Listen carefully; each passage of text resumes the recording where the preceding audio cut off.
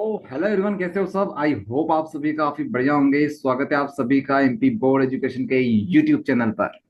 तो chapter number 4 chemical kinetics, और ये वीडियो है हमारा पार्ट नंबर 2। ठीक है, तो स्टार्ट करेंगे वीडियो को। ओके, पार्ट 1 आपको हमने करवा दिया था, ये पार्ट 2 है हमारा। ओके, तो बात करते हैं क्या क्या हमारा हो चुका था पार्ट 1 में। तो पार्ट 1 में हमने क्या क्या कवर कर लिया था। Rate of reaction and classification complete हो गया था। ठीक है, factor affecting rate of reaction ये हमने कंप्लीट करवा दिया था आपको। आज हम लोग करेंगे law of mass action, rate law and order of reaction. ये तीनों टॉपिक आज हम लोग देख लेंगे इस वीडियो में। ओके, तो करते हैं वीडियो को स्टार्ट। ओके, तो आप लोग यहाँ पर देखेंगे, डायरेक्ट स्लाइड ओपन कर लेते हैं। ठीक है, तो ये हमारा हो गया था, ये कंप्लीट करवा दिया था आपको, ये करवा दिया था आपको। यहाँ पर आप लोग देखेंगे। ठीक है, नेक्स्ट टॉपिक है हमारे पास लॉ ऑफ मास एक्शन। ठीक है, लॉ ऑफ मास एक्शन क्या होता है, लॉ ऑफ मास एक्शन समझिए। लॉ ऑफ मास एक्शन समझने से पहले एक बात आपको बताते हैं। अभी तक हमने क्या देखा था, रेट ऑफ रिएक्शन देखा था। क्या होता है rate of reaction, ROR। Rate of reaction क्या होता है, रेट ऑफ रिएक्शन क्या होता था, हमने देखा था change in concentration of reactant upon change in time, upon change in time. ठीक है, ये हमारे पास क्या होता था, रेट ऑफ रिएक्शन होता था।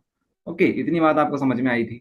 तो अब देखिए, अब देखिए हुआ क्या, हुआ क्या। दो साइंटिस्ट लोग आते हैं। ठीक है, दो साइंटिस्ट आते हैं, एक का नाम था गुल्डबर्ग, एक का नाम था वेगे।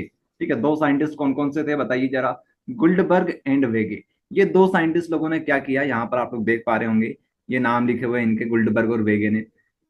इन दोनों ने इन दोनों ने लॉ ऑफ मास एक्शन दिया था। क्या दिया था इन्होंने हमें, लॉ ऑफ मास एक्शन दिया था। अब लॉ ऑफ मास एक्शन होता क्या है, इसकी जरूरत क्यों पड़ी। तो लॉ ऑफ मास एक्शन हमें ये बताता है कि किस तरह से हमारा जो रेट ऑफ रिएक्शन है वो किस किस फैक्टर पर डिपेंड करता है। ठीक है, मैथमेटिकली। ठीक है, मैथमेटिकली किस किस फैक्टर पे वो डिपेंड करेगा और किस तरह से डिपेंड करेगा, ये किसने बताया था, गुल्डबर्ग और वेगे ने बताया था। बहुत पहले की बात है ये। ओके, आगे जाके ये जो नियम है वो फेल हो जाता है। ठीक है, आगे जाके इन दोनों का जो नियम था वो फेल हो जाता है, आगे जाके मतलब इस टॉपिक के बाद ये नियम फेल हो जाएगा। ओके, क्योंकि इसमें कुछ कमियां थी, इस वजह से ये नियम जो था वो फेल हो गया था। लेकिन पढ़ना जरूरी है, क्योंकि फर्स्ट टाइम इन्होंने दिया था, इतनी मेहनत करी थी, तो हमें पढ़ना इसको जरूरी है। ओके, चलिए तो स्टार्ट करते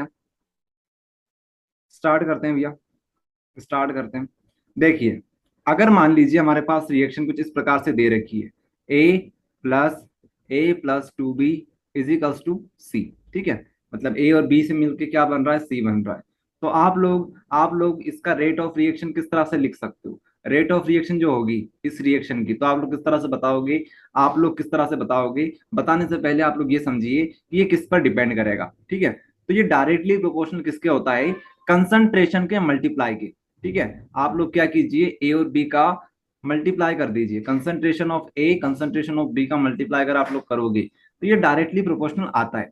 और यही बात कहाँ लिखी हुई है, यही बात यहाँ पर लिखी हुई है। The rate of chemical reaction is directly proportional the rate of chemical reaction, मतलब रेट ऑफ रिएक्शन जो होगा, of rate of reaction is directly proportional to the product of molar concentration of reactant और product. ठीक है, यहां से लेके यहां तक आप लोग ध्यान दीजिए। प्रोडक्ट आपको करना है, मल्टीप्लाई आपको करना है, किस किस का प्रोडक्ट करना है, तो concentration of A concentration of B, मतलब जो भी आपके पास रिएक्टेंट्स होंगे या प्रोडक्ट्स होंगे, उनका आप लोग क्या करिए, उनका आप लोग मल्टीप्लाई कर दीजिए, उनकी कंसंट्रेशन का मल्टीप्लाई कर दीजिए। कर दिया भैया हमने ए और बी की कंसंट्रेशन का मल्टीप्लाई। ओके, अब जो पावर आगे लगी हुई है, यहाँ पर मान लीजिए 1 लगा हुआ है, कुछ नहीं है, तो यहाँ पर तो 2 है, तो ये पावर को आप लोग यहाँ पर लिख दीजिए कुछ इस तरह से। ओके, ये हमारे पास क्या हो जाएगा, यही हमारे पास लॉ ऑफ मास एक्शन होता है। ठीक है, लॉ ऑफ मास एक्शन बस यही है, इसके अलावा कुछ नहीं है। अब आप लोग आगे सॉल्व कर सकते हो चाहो तो। ROR rate of reaction, ROR जो रहेगा इक्वल्स टू आएगा। अब प्रोपोर्शनलिटी का साइन हटता है तो इक्वल टू का साइन आता है और एक कांस्टेंट आता है, लेट्स से के। ठीक है, के हमारे पास कांस्टेंट हो जाएगा, तो यहाँ पर ए आ जाएगा, यहाँ पर बी आ जाएगा, B की पावर 2। अब ये जो आगे वैल्यूज लगी हुई होती है, जैसे यहाँ पर 1 लिखा हुआ है, यहाँ पर 2 लिखा हुआ है, इनका एक नाम होता है, इनको बोला जाता है कोफिशिएंट। क्या बोला जाता है इसको, कोफिशिएंट। और अगर आप लोग और अच्छी तरह से बताना चाहते हो तो क्या बोलोगे, स्टोक्योमेट्रिक कोफिशिएंट। क्या बोलोगे, स्टोक्योमेट्रिक कोफिशिएंट। ठीक है, स्टोक्योमेट्रिक कॉफिशिएंट। तो आपको ध्यान रखना है, ये सिर्फ नाम है, ये 1 या 2 जो लिखा हुआ है, ये काउंटिंग जो लिखी हुई है, ये क्या है, एक तरह से ये बस नाम है, इनको क्या बोला जाता है, स्टोक्योमेट्रिक कॉफिशिएंट बोला जाता है। ठीक है, इसको आप लोग क्या करोगे, रेज इनटू द पावर, इनको बस पावर में लगा दो, जैसे यहाँ पर हमने 1 लगा दिया, यहाँ पर 2 लगा दिया। ओके, बस यही है, इसके अलावा कुछ नहीं है। चलिए, तो एक क्वेश्चन आप लोग सॉल्व करेंगे। मान लीजिए हमारे पास एक क्वेश्चन है, वैसे एग्जाम्पल है, लेकिन आप लोग समझ जाएंगे।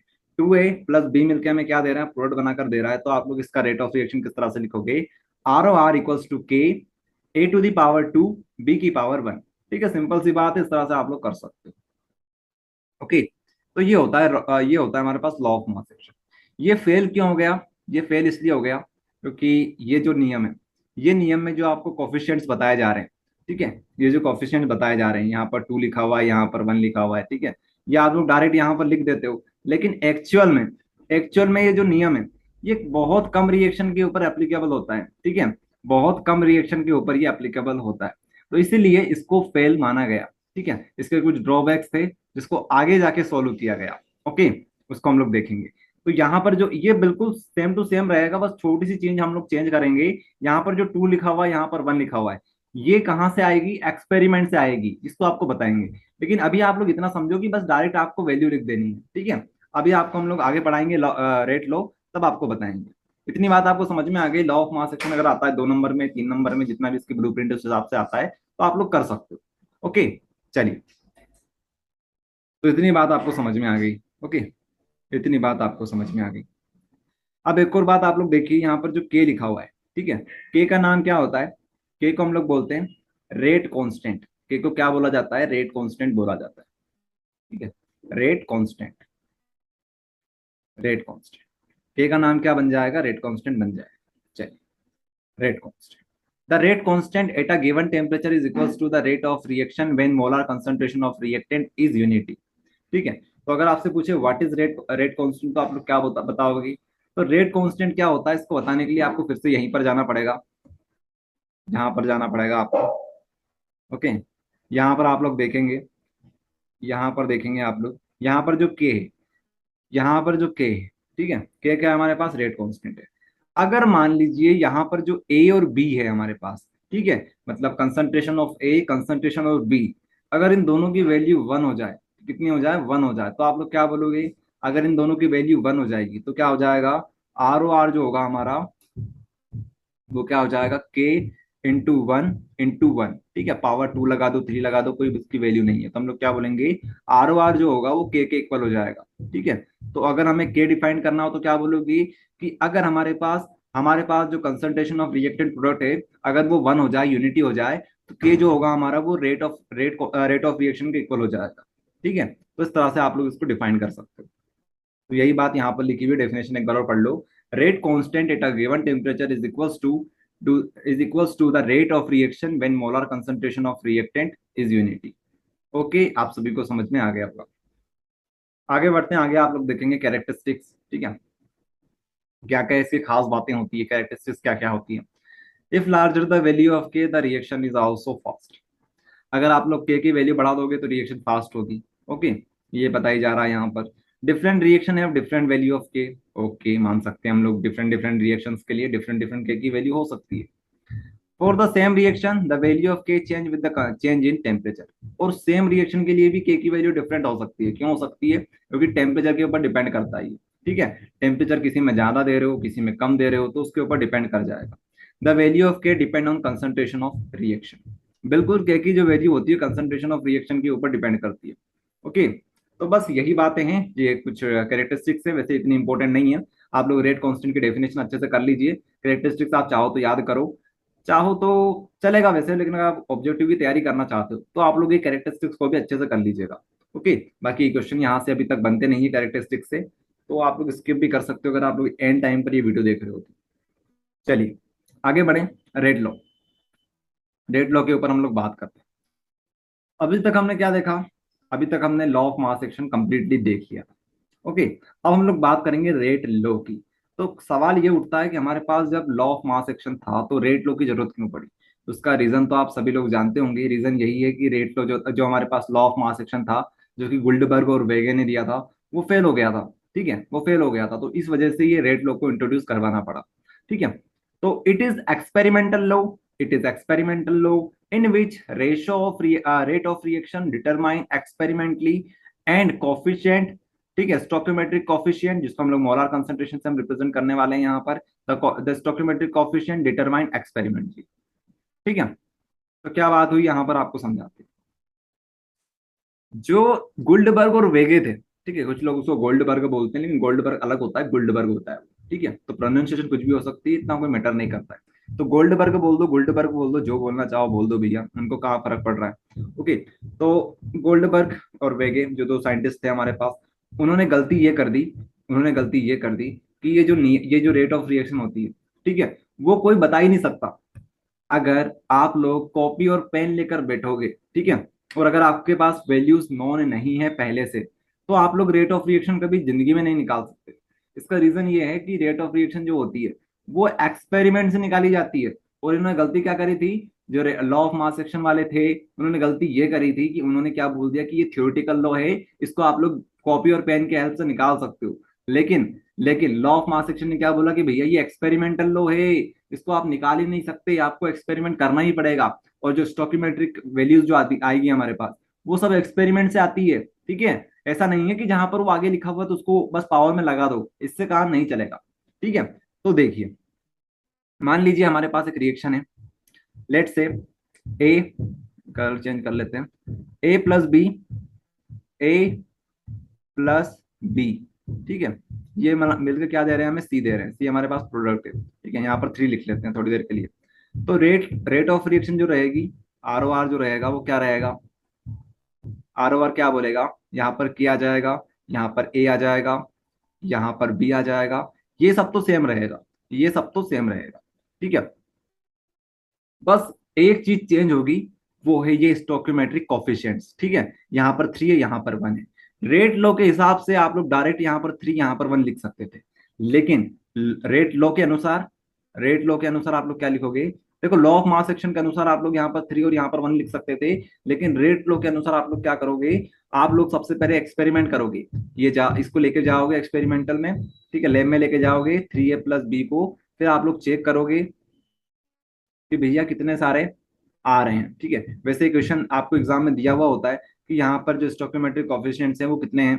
ठीक है, मान लीजिए ए जो थे उसका स्टोकियोमेट्रिक कोएफिशिएंट आया भैया 2, और बी का स्टोकियोमेट्रिक कोएफिशिएंट आया, कुछ भी आ सकता है, एक्सपेरिमेंट से निकलेगा ये, लेट से 2 आ गया यहाँ पर भी। ठीक है, ये जस्ट एग्जाम्पल दे रहे हैं आपको, ठीक है, कुछ भी हो सकता है यहाँ पर।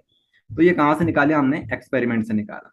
तो बस ये एक्सपेरिमेंट से आपने निकाल लिया, अब आप क्या करोगे, ये जो वैल्यूज है, ए की वैल्यू 2, बी की वैल्यू 2, ये आप लोग कहाँ पे लिख दोगे, ये जो वैल्यूज है वो यहाँ पर लिख दोगे, यहाँ पर 2 लगा दो, यहाँ पर 2 लगा दो। इतना सा काम आपको करना है और ये हमारा फिनिश हो जाएगा। बस ये था रेट लो, ये था रेट लो। रेट लो ने बस एक चीज चेंज करी है, अगर आपको लॉ ऑफ मास एक्शन समझ में आ गया है तो ये भी समझ में आ जाएगा आपको। उन्होंने सिर्फ ये बता दिया कि जो स्टोकियोमेट्रिक कोएफिशिएंट्स है वो सब एक्सपेरिमेंट से निकलेंगे। कहाँ से निकलेंगे, एक्सपेरिमेंट से निकलेंगे। आप एक्सपेरिमेंट करो, हमें वैल्यू निकाल के दे दो, हम आपको ये दे देंगे, आपको रेट ऑफ रिएक्शन निकाल के दे देंगे। ठीक है, ये चीज थी, यहाँ पर सारी चीज लिखी हुई है। कंसंट्रेशन ऑफ ए इस तरह से रिप्रेजेंट करेंगे, बी को इस तरह से रिप्रेजेंट करेंगे, एक्स वाई और के क्या है यहाँ पर, के तो आप लोग समझ गए होंगे, रेट कांस्टेंट है, एक्स और वाई समझाते हैं। ठीक है, यहाँ पर एग्जांपल में हमने यहाँ पर ए ले रखा है, यहाँ पर बी ले रखा है। ओके, और क्या करा हमने, यहाँ पर हमने एक्स लिख रखा है, यहाँ पर वाई लिख रखा है, और ये जो एक्स वाई है ये कहाँ से निकलेंगे, एक्सपेरिमेंट से निकलेंगे। ये जो ए और बी है ये अलग चीज है, एक्स और वाई अलग चीज है। ठीक है, ये एक्सपेरिमेंट से निकलेंगे, ये तो वहां पर दे रखी होगी आपको वैल्यू, ए की जगह पर कुछ भी हो सकता है 1 2 3, बी की जगह पर कुछ भी हो सकता है 1 2 3 एक्स वाई जेड। ठीक है, आगे तक तो ये बात है। ओके, तो यहाँ पर जो एक्स और वाई है, यहाँ पर जो एक्स और वाई है जो कि हम लोग एक्सपेरिमेंट से निकाल रहे हैं, ठीक है, इसको हम लोग बोलते हैं ऑर्डर ऑफ रिएक्शन। ठीक है, एक्स और वाई को भी हम लोग ऑर्डर ऑफ रिएक्शन बोल सकते हैं। ठीक है, एक्स और वाई को हम लोग क्या बोलेंगे, order of reaction with respect to A, with respect to B. ठीक है, अगर आप लोग एक्स की बात करते हो तो क्या होगा, ये order of reaction with respect to A, with respect to A. Y जो होगा वो क्या होगा, वाई जो होगा हमारा वो होगा order of reaction with respect to B. Y जो होगा हमारे पास वो क्या होगा, rate of reaction with respect to B, order of reaction with respect to B. Okay, लेकिन लेकिन अगर आप लोग एक्स और वाई को जोड़ देते हो, अगर आप लोग एक्स और वाई को जोड़ देते हो तो इसको बोलते हैं हम लोग ऑर्डर ऑफ रिएक्शन टोटल। ठीक है। इसकी जो ऑर्डर ऑफ रिएक्शन रहेगी एक्चुअल वो ये रहेगी, किसी के रिस्पेक्ट में नहीं है, डायरेक्ट रेट ऑफ रिएक्शन के रिस्पेक्ट में। ठीक है, तो एक्स प्लस वाई हमारी क्या हो जाएगी, ऑर्डर ऑफ रिएक्शन, डायरेक्ट बोलिए ऑर्डर ऑफ रिएक्शन। ठीक है, ऑर्डर ऑफ रिएक्शन ये हमारा टॉपिक है, अभी आपको करवाएंगे। ठीक है, ऑर्डर ऑफ रिएक्शन। ठीक है, ये हो जाएगा। तो ये बात है।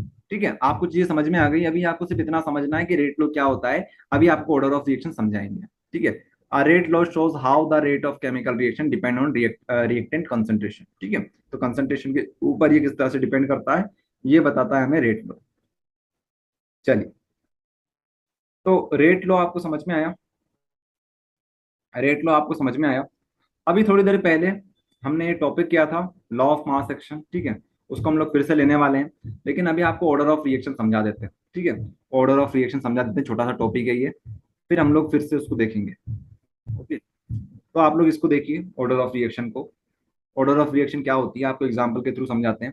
यहाँ पर आप लोग फोकस करेंगे, हमारे पास एक रिएक्शन दे रखी है। ठीक है, ए प्लस बी प्लस सी, यहाँ पर उसके आगे कोफिशिएंट्स दे रखे हैं, छोटा ए छोटा बी छोटा सी। ठीक है, तो आपको बताना है रेट लॉ के अनुसार रेट ऑफ रिएक्शन क्या बनेगी। आप चाहो तो डायरेक्ट रेट लिख सकते हो। ठीक है, आप चाहो तो यहाँ पर रेट लिख लो, या फिर आप चाहो तो रेट ऑफ रिएक्शन लिख लो, एक ही बात होती है, रेट ऑफ रिएक्शन और रेट एक ही बात है। क्यों है, क्योंकि यहाँ पर हम लोग किसकी बात कर रहे हैं, रिएक्शन की बात कर रहे हैं। तो बाय डिफॉल्ट नोन है वो कि रेट किसका निकालेंगे हम लोग, रिएक्शन का ही निकालेंगे। ओके, तो आप चाहो तो रेट ऑफ रिएक्शन लिख लो या फिर रेट लिख लो, एक ही बात है। ओके, तो हमने यहाँ पर रेट लिख रखा है, तो उसका अगर आपको रेट निकालना है तो क्या करोगे, यहाँ पर के लिखोगे, यहाँ पर ए बी सी लिखोगे। ठीक है, उसके बाद आपको यहाँ पर पावर लगानी है, तो पावर में क्या लगाओगे, लेट से पी क्यू और आर, ये लिख दोगे। ठीक है, और पी क्यू आर कहाँ से निकलेंगे, एक्सपेरिमेंट से निकलेंगे। ठीक है, एक्सपेरिमेंट से निकलेंगे। चलिए, तो आप लोग यहाँ पर देखेंगे, यहाँ पर लिखा हुआ P Q R are actual coefficient which are determined by the experiment, it may be same और डिफरेंट एट स्टोकियोमेट्रिक कोफिशिएंट। तो कोफिशिएंट से सेम भी हो सकते हैं, डिफरेंट भी हो सकता है, क्योंकि हमने एक्सपेरिमेंट से निकाला है। ठीक है, then order of reaction N is. Okay, तो यहाँ पर अगर आपसे पूछे कि बताओ ऑर्डर ऑफ रिएक्शन क्या बनेगी, तो आप लोग क्या बोलोगे। यहाँ पर अगर हमसे पूछें कि what is order of reaction, तो आपको बताना है कि इसको इसको और इसको जोड़ दो, P plus Q plus R, ये क्या हो जाएगी, हमारी ऑर्डर ऑफ रिएक्शन हो जाएगी। ठीक है, तो बस ऑर्डर ऑफ रिएक्शन क्या होती है, order of reaction is defined as the sum, ये सम होता है। ऑर्डर ऑफ रिएक्शन क्या होती है, सम होती है, sum of the power which are raised on the concentration term in the rate equation और रेट लॉ। तो रेट लॉ में जो कंसंट्रेशन होती है, कंसंट्रेशन की जो पावर होती है, रिएक्शन की जो कंसंट्रेशन उसकी जो पावर लगी हुई होती है, लेट से पी क्यू आर, इनको आप लोग जोड़ देते हो, सम कर देते हो, तो इसी को हम लोग क्या बोलेंगे, इसी को हम लोग बोलेंगे ऑर्डर ऑफ रिएक्शन। तो ऑर्डर ऑफ रिएक्शन सबसे सिंपल डेफिनेशन इस चैप्टर की, ऑर्डर ऑफ रिएक्शन कुछ नहीं होता है, सम कर दो, बस जो पावर लगी हुई है उसका सम कर दो, ऑर्डर ऑफ रिएक्शन आ जाएगी। ओके, चलिए, तो ये बात होती है। समझ में आ गया ऑर्डर ऑफ रिएक्शन, बहुत सिंपल चीज है, बहुत सिंपल चीज है, 2012 में ये क्वेश्चन आया था। ओके, चलिए, तो ये चीज समझ में आ गई। अब आपको ये समझाते हैं। ठीक है, ये पीछे की चीजें सारी समझा देते हैं आपको फटाफट। तो रेट लो आपको समझ में आ गया, ऑर्डर ऑफ रिएक्शन आपको समझा दी। ठीक है, अब देखिए यहाँ पर फिर से देख लीजिए एक बार और, आपको समझाने जा रहे हैं इस टॉपिक को, रेट कांस्टेंट को। रेट कांस्टेंट, रेट कांस्टेंट क्या होता है, के होता है। ठीक है, अगर आपसे पूछे बताओ रेट कांस्टेंट जो के होता है उसकी यूनिट क्या बनेगी, तो आप लोग कैसे बताओगे, के की यूनिट क्या होगी, आपसे पूछे तो आप लोग क्या बताओगे। तो अब हम लोग इसकी यूनिट निकालने जा रहे हैं। ठीक है, ये ऑब्जेक्टिव के पॉइंट ऑफ व्यू से इंपॉर्टेंट है। ठीक है, तो इसको हम लोग आपको करवाने जा रहे हैं, रेट कांस्टेंट की यूनिट कैसे निकाली जाती है। तो आगे हम लोग बढ़ते हैं। ठीक है, नेक्स्ट टॉपिक जो हमारे पास है वो है रेट कांस्टेंट के की वैल्यू फाइंड करिए। ठीक है, वैल्यू नहीं लिखना चाहिए यहाँ पर, हमें लिखना चाहिए यूनिट। ठीक है, क्योंकि अब हम लोग देखने जा रहे हैं यूनिट, जो के हमारे पास है, क्या के क्या है हमारे पास, रेट कांस्टेंट है, तो आप लोग इसकी यूनिट फाइंड करने को बोला जाता है आपसे। ठीक है, तो देख लेते हैं किस तरह से हम लोग यूनिट निकालेंगे के की। बहुत इंपॉर्टेंट है ये ऑब्जेक्टिव के पॉइंट ऑफ व्यू से। ठीक है, यहाँ से डायरेक्ट क्वेश्चन नहीं आएगा 2 नंबर 3 नंबर के लिए, लेकिन ये ऑब्जेक्टिव के पॉइंट ऑफ व्यू से इंपॉर्टेंट है। ओके, तो डिराइव करेंगे हम लोग, उससे पहले आपको बता दें। ठीक है, डेरिवेशन थोड़ा सा लंबा जाने वाला है। ठीक है, लेकिन आपको बता दें, आप चाहो तो इसको डायरेक्ट याद कर सकते हो। ठीक है, डायरेक्ट आप लोग याद कर सकते हो, वो भी चल जाएगा, लेकिन आपको पूरा डेरिवेशन हम लोग बताएंगे।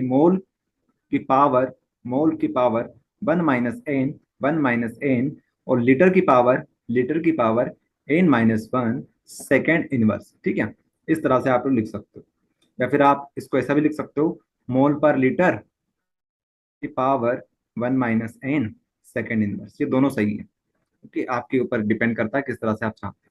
तो अगर आप चाहते हो डायरेक्ट याद करना तो भी काम चल जाएगा, लेकिन अगर आप डेरिवेशन समझना चाहते हो तो मेरे साथ आप लोग आगे देखेंगे। चलिए, तो आप लोग यहाँ पर फोकस करेंगे। ठीक है, रेट ऑफ रिएक्शन जो होता है वो क्या होता है? रेट ऑफ रिएक्शन क्या होता है? के, यहाँ पर ए मान लेते हैं हम, यहाँ पर बी मान लेते हैं। ठीक है, पावर लगा लेते हैं एक्स, यहाँ पर वाई लगा लेते हैं।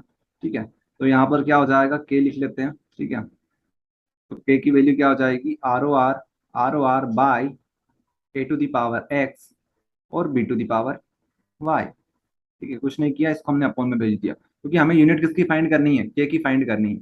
ओके, चलिए आगे देखेंगे। आप लोग के को इस तरह से लिख लेंगे। अब आर ओ आर क्या होता है, रेट ऑफ रिएक्शन क्या होता है? Change in concentration upon time. ठीक है, change in concentration upon change in time, यही होता है रेट ऑफ रिएक्शन। ओके, आपको सबसे पहले हमने बताया था, स्टार्ट किया था जब इस चैप्टर को। ठीक है, तो कंसंट्रेशन अपॉन टाइम हम लोग लिख लेते हैं, क्योंकि हम लोग यूनिट फाइंड करने वाले हैं, तो आप चाहो तो चेंज को हटा भी सकते हो। ओके, क्योंकि चेंज में यूनिट वगैरह डिपेंड नहीं करती है। तो नीचे देखेंगे आप लोग, यहाँ पर क्या नीचे क्या चल रहा है हमारे पास, A to the power x B to the power y. अब ये ए और बी क्या है जरा बताइए हमें, ए और बी क्या है? ये हमारे पास कंसंट्रेशन है ए और बी की। ठीक है, तो हम लोग डायरेक्ट कंसंट्रेशन लिख सकते हैं। यहाँ पर क्या लिख सकते हैं, कंसंट्रेशन लिख सकते हैं। यहाँ पर हम लिखेंगे एक्स प्लस वाई। ठीक है, दोनों की कंसंट्रेशन ही तो है, तो कंसंट्रेशन को प्लस कर लीजिए एक्स और वाई करके। ठीक है, आगे देखिए, के इजिकल्स टू क्या हो जाएगा, कंसंट्रेशन अपॉन टाइम आ जाएगा। ओके, फिर अपॉन लगाएंगे आप लोग, concentration X plus Y, concentration दिया जाएगा यहाँ पर, कंसंट्रेशन एक्स प्लस वाई। और एक्स प्लस वाई क्या होता है, ऑर्डर ऑफ रिएक्शन होता है, थोड़ी देर पहले आपको बताया था हमने ऑर्डर ऑफ रिएक्शन। तो यहाँ पर हम लोग एन लिख लेते हैं, एन क्या है यहाँ पर, ऑर्डर ऑफ रिएक्शन है। ओके, चलिए, इतनी बात आपको समझ में आ गई। ओके, यहाँ पर किया जाएगा। ठीक है, कंसंट्रेशन अपॉन टाइम, कंसंट्रेशन क्या होती है जरा बताइए आप लोग, कंसंट्रेशन की यूनिट क्या होती है, मोल पर लीटर होती है। कंसंट्रेशन मतलब मोलारिटी। ठीक है, कंसंट्रेशन मतलब मोलारिटी, मोल पर लीटर। अपॉन में क्या चल रहा है, टाइम चल रहा है। ठीक है, सेकंड लगा लेंगे हम लोग यहाँ पर। तो ये हमारा ऊपर का कंप्लीट हो गया। नीचे क्या चल रहा है भैया बताइए जरा, नीचे क्या चल रहा है हमारे पास? नीचे हमारे पास चल रहा है कंसंट्रेशन की पावर एन, तो यहाँ पर क्या लिखेंगे, मोल पर लीटर। अच्छा, आप लोग ऐसा भी कर सकते हो, चाहो तो आप लोग एक और तरीके से कर सकते हो। ठीक है, वैसे ये भी सही है, करना यही है आपको, लेकिन आप चाहो तो कुछ इस तरह से लिख लो इसे, ताकि आपको इतना कॉम्प्लिकेशन नहीं करना पड़ेगा। यहाँ पर आप लोग इस तरह से कर लो, ये भी काम हो जाएगा आपका, कि भैया के है तो के को इस तरह से लिखो आप लोग। उसके बाद यहाँ पर लिखो कंसंट्रेशन अपॉन टाइम, इंटू कर लो, इंटू कर लो। अब ये अपॉन में है तो यहाँ पर आ जाएगा 1 अपॉन कंसंट्रेशन। कंसंट्रेशन की पावर क्या चल रही है, एन चल रही है। एन क्या है यहाँ पर, ऑर्डर ऑफ रिएक्शन है। तो यहाँ पर आप लोग इस तरह से कर लो। अब कंसंट्रेशन की वैल्यू क्या है, मोल पर लीटर, मतलब इसकी यूनिट क्या होती है, मोल पर लीटर। अपॉन में टाइम की यूनिट क्या होती है, सेकेंड। यहाँ पे आप लोग मल्टीप्लाई करोगे, 1 अपॉन कंसंट्रेशन क्या होता है, मोल पर लीटर। मोल पर लीटर की पावर क्या आ जाएगी हमारे पास, एन आ जाएगी। ठीक है, यहाँ पर क्या लिखेंगे हम लोग, अब क्या करेंगे, मोल पर लीटर, मोल पर लीटर की पावर हमारे पास कुछ नहीं है तो 1 मान लेते हैं। ठीक है, अब यहाँ पर आप लोग देखेंगे, यहाँ पर सेकंड अपॉन में है, ऊपर जाएगा तो क्या हो जाएगा, सेकंड की पावर इनवर्स। ठीक है, उसके बाद मल्टीप्लाई करिए, मोल पर लीटर अपॉन में है, ऊपर जाएगा तो क्या हो जाएगा, मोल पर लीटर की पावर इनवर्स माइनस एन, क्योंकि एन लगा हुआ है। ओके, बस खत्म हो गया कहानी। यहाँ पर क्या लिखेंगे, यहाँ पर मोल पर लीटर लिखेंगे यहाँ पर। ठीक है, अब दोनों की वैल्यू सेम है, तो पावर क्या हो जाएगी, ऐड हो जाएगी, तो 1 - n कर लो यहाँ पर। यहाँ पर सेकंड लिखो, यहाँ पर -1 लिख लो। हो गया खत्म यहाँ पर हमारा ये टॉपिक। ठीक है, तो यही इसकी यूनिट रहेगी। ठीक, यही इसकी यूनिट रहेगी, एक डब्बा बना देते हैं ताकि आपको समझ में आ जाए कि फाइनल एक्सप्रेशन हमारा क्या है। ओके, तो आप चाहो तो इसे नोट कर सकते हो। ठीक है, चाहो तो आप लोग डायरेक्ट याद कर सकते हो, लेकिन नोट करना एक बार जरूरी है। ठीक है, अपने मन से एक बार ट्राई करके देख लेना, काफी इंपॉर्टेंट है ये। ओके, चलिए, तो ये बात हो जाएगी हमारी। ओके, आया समझ में, के की यूनिट क्या हो जाएगी, मोल per litre 1 - n second inverse. याद कर लो इसको मेरे साथ साथ, मोल per litre 1 - n second inverse, मोल per litre 1 - n second inverse. ठीक है, तो ये हमारा टॉपिक हुआ फिनिश। ठीक है, हम लोग बात कर रहे थे ऑर्डर ऑफ रिएक्शन के ऊपर, ऑर्डर ऑफ रिएक्शन के ऊपर हम लोग बात कर रहे थे। ठीक है, ऑर्डर ऑफ रिएक्शन, तो ऑर्डर ऑफ रिएक्शन आपको समझ में आ गई थी। ठीक है, ऑर्डर ऑफ रिएक्शन क्या होती है, आर वार हम लिखते हैं, ROR में मान लीजिए हमारे पास यहाँ पर K है, यहाँ पर हमारे पास A है, A की पावर कुछ लगी हुई है, ठीक है, लेट से X, B की पावर कुछ लगी हुई है, लेट से Y। X प्लस वाई करोगे तो क्या आ जाएगी, X प्लस वाई हमारे पास होता है order of reaction, order of reaction, ठीक है। तो ये बात आपको समझ में आई थी। अब आप लोग एक और बात आप लोग सुनिएगा, ठीक है। ऑर्डर ऑफ रिएक्शन की एग्जांपल आपको देते हैं, ऑर्डर ऑफ रिएक्शन का एग्जांपल देते हैं आपको, ठीक है। पहला एग्जांपल है हमारे पास जीरो ऑर्डर रिएक्शन का, जीरो ऑर्डर रिएक्शन, ठीक है, जीरो ऑर्डर रिएक्शन। इनको हमें डेरिवेशन भी करना है, जीरो के लिए भी करना है, फर्स्ट के लिए भी करना है, दो डेरिवेशन हमें करने रहेंगे। लेकिन पहले आप समझो जीरो ऑर्डर रिएक्शन क्या होती है। जीरो का मतलब ये है कि यहाँ पर जो एक्स और वाई का जो समीशन आएगा, अगर आप इसको जोड़ोगे तो ये कितना आना चाहिए, जीरो आना चाहिए। एक्स प्लस वाई जो होगा वो अगर जीरो आता है तो क्या बोलेंगे हम लोग, इसको जीरो ऑर्डर रिएक्शन बोलेंगे, ठीक है। फॉर एग्जाम्पल, आप लोग यहाँ पर देखेंगे, यहाँ पर आप लोग देखेंगे, ध्यान देंगे, ROR जो हमारे पास है, ठीक है। थोड़ी देर के लिए मान लेते हैं यहाँ पर K है, यहाँ पर A है, यहाँ पर A है, यहाँ पर B है हमारे पास, ठीक है। तो अगर यहाँ पर पावर जीरो है, यहाँ पर पावर जीरो है, तो यहाँ पर ऑर्डर ऑफ रिएक्शन क्या बनेगा, इन क्या बनेगा, यहाँ पर ऑर्डर ऑफ रिएक्शन को n से हम लोग रिप्रेजेंट करते हैं तो क्या बनेगा, जीरो बनेगा, ठीक है। जीरो प्लस जीरो करोगे तो जीरो आ जाएगा। तो ये किसका एग्जाम्पल है, ये जीरो ऑर्डर रिएक्शन का एग्जाम्पल है।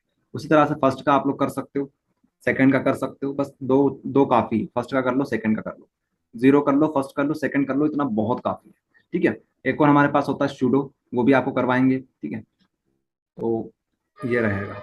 तो पहले हम लोग एग्जांपल ले लेते हैं, एग्जांपल हम लोग ले लेते हैं फर्स्ट ऑर्डर का, फर्स्ट ऑर्डर, ऑर्डर रिएक्शन, ठीक है, समझ जाओगे आप लोग। फर्स्ट ऑर्डर रिएक्शन यहाँ पर फर्स्ट है, ठीक है। चलिए, तो होगा क्या, एक्स प्लस वाई करोगे तो क्या आएगा, यहाँ पर वन आएगा, ठीक है, वन आ जाएगा। तो किस तरह से लिखोगे आप लोग, ROR लिख लेना, यहाँ पर K लिख लेना, यहाँ पर A लिख लेना, A की पावर लगा लेना वन, ठीक है। B की पावर अगर आप लोग जीरो लिखोगे तो जीरो लिख लो चाहो तो, लेकिन जीरो की पावर मतलब वन हो जाएगा यहाँ पर, तो आप लोग इसको स्किप भी कर सकते हो। ये हमारे पास हो जाएगा, ठीक है। ये एग्जाम्पल किसका हो जाएगा, ये हम लोग, हमारे पास एग्जाम्पल हो जाएगा फर्स्ट ऑर्डर रिएक्शन का, ठीक है। तो इस तरह से हमको करना रहेगा। तो फर्स्ट समझा दिया, सेकंड समझा दिया, जीरो समझा दिया, आप लोग कर सकते हो, okay. First second third fourth fifth जितना चाहो उतना कर सकते हो। चलिए, तो इतनी बात समझ में आई आपको। चलिए, तो हम लोग देख रहे थे, इसको फिर से बता देते हैं आपको। हम लोग बात कर रहे थे ऑर्डर ऑफ रिएक्शन की, तो फिर से देख लो एक बार और। मतलब ऑर्डर ऑफ रिएक्शन समझा दिया आपको, एक चीज आपको बतानी जरूरी है, ठीक है।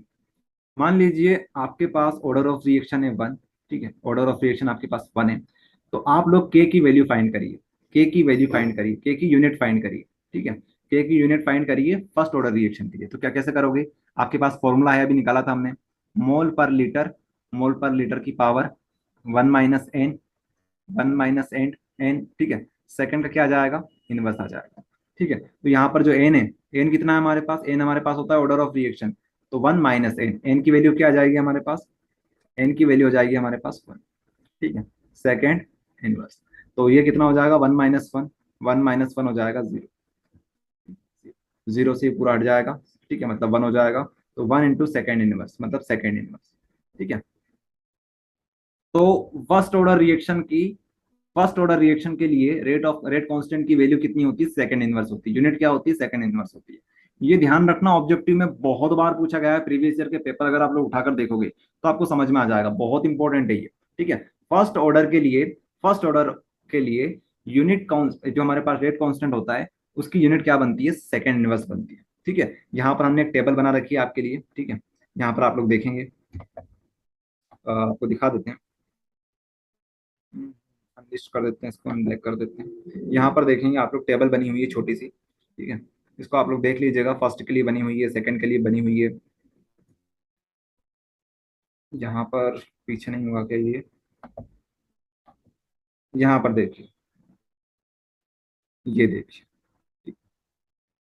फर्स्ट है, सेकंड है, जीरो है, जीरो फर्स्ट सेकंड। तो ये आप लोग चाहो तो याद कर सकते हो, ठीक है। वैल्यू पुट करनी है आपको, सेकंड फर्स्ट का याद रखना क्योंकि ज्यादा इंपॉर्टेंट है, सेकंड इनवर्स बनती है। बाकी तो आप लोग निकाल सकते हो इस फॉर्मूले की हेल्प से।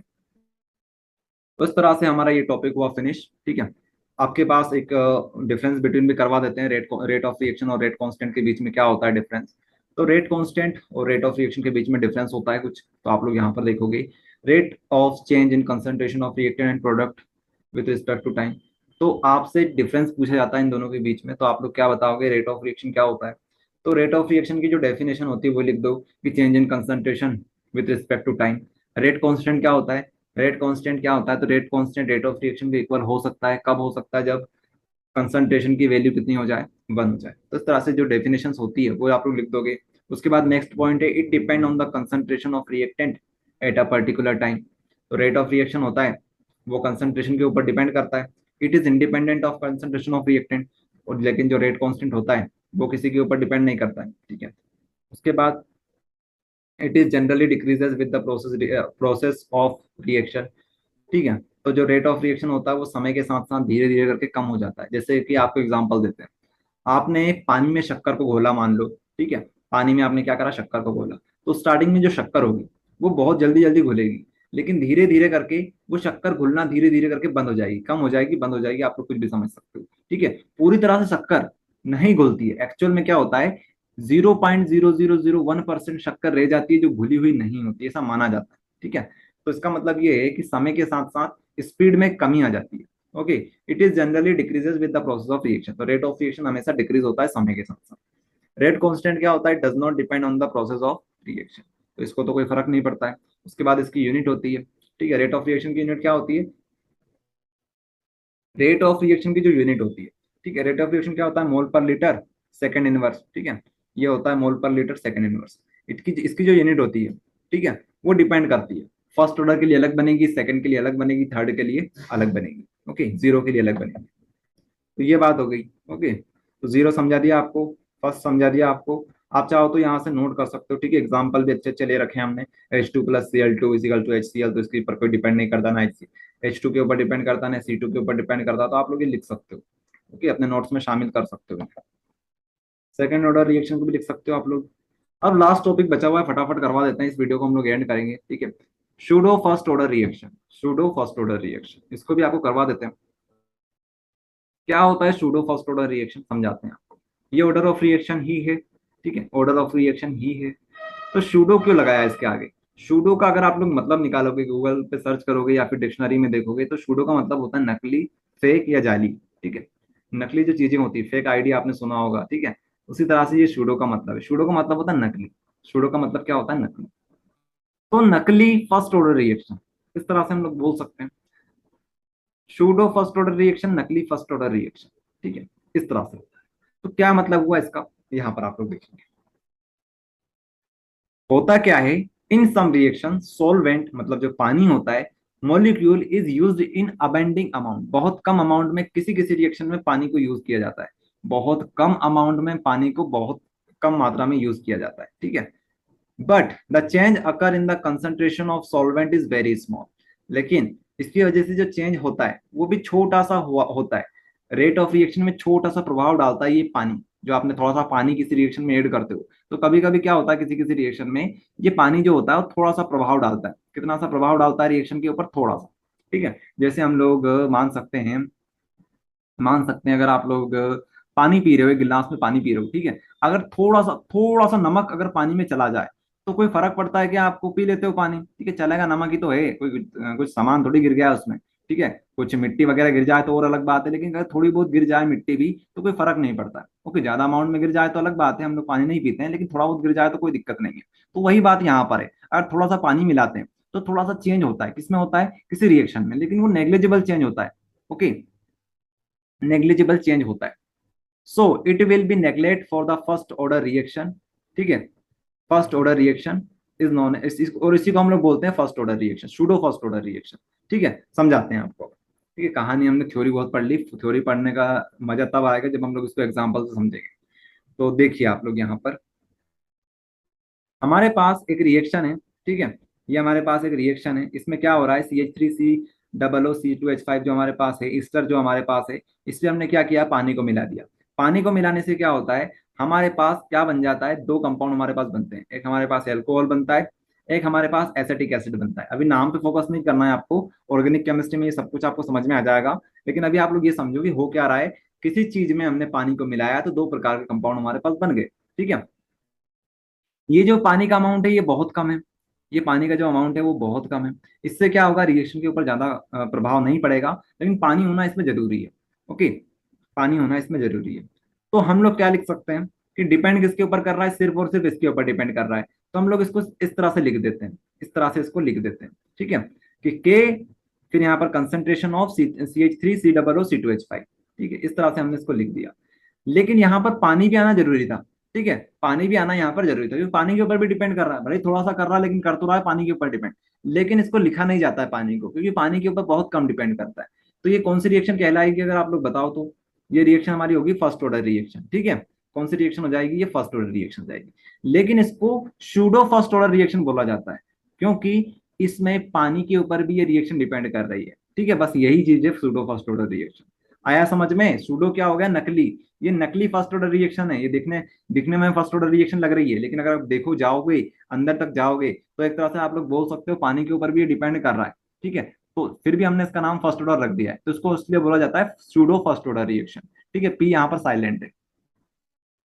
तो आप लोग इसको नोट कर लेना, क्वेश्चंस आते रहते हैं इसके ऊपर, ऑब्जेक्टिव बन जाते हैं, 2 नंबर के क्वेश्चन यहाँ से बन सकते हैं। और ध्यान रखना, जहां पर भी पानी ऐड हो, जहां पर भी पानी ऐड होता है कम मात्रा, वो क्या होती है? सूडो फर्स्ट ऑर्डर रिएक्शन होती है। ध्यान रखिएगा आप लोग। अगर आप लोग परीक्षा बोर्ड उठाकर देखोगे तो वहां पर एग्जांपल दे रखे हैं सूडो फर्स्ट ऑर्डर रिएक्शन के, ऑब्जेक्टिव आप लोग उठाकर देख लीजिए, वहां पर आपको मिल जाएंगे। जहां पर भी आपको पानी दिखाई देगा तो आप लोग समझ जाइएगा परीक्षा बोर्ड में की बात कर रहे हैं, वहां पर सभी जगह पर सूडो फर्स्ट ऑर्डर रिएक्शन आएगा। ओके, तो उस तरह से ये वीडियो हम लोग यार एंड करेंगे। आगे हम लोग डेरिवेशन करने वाले हैं जीरो ऑर्डर का और फर्स्ट ऑर्डर का, तो नेक्स्ट वीडियो में हम लोग देखेंगे। ये वीडियो ज्यादा लंबा नहीं बनाना चाहते हम लोग, इतना ठीक है। ओके, तो पढ़ाई करें आप लोग, लाइक सब्सक्राइब चैनल को कर लीजिएगा। धन्यवाद।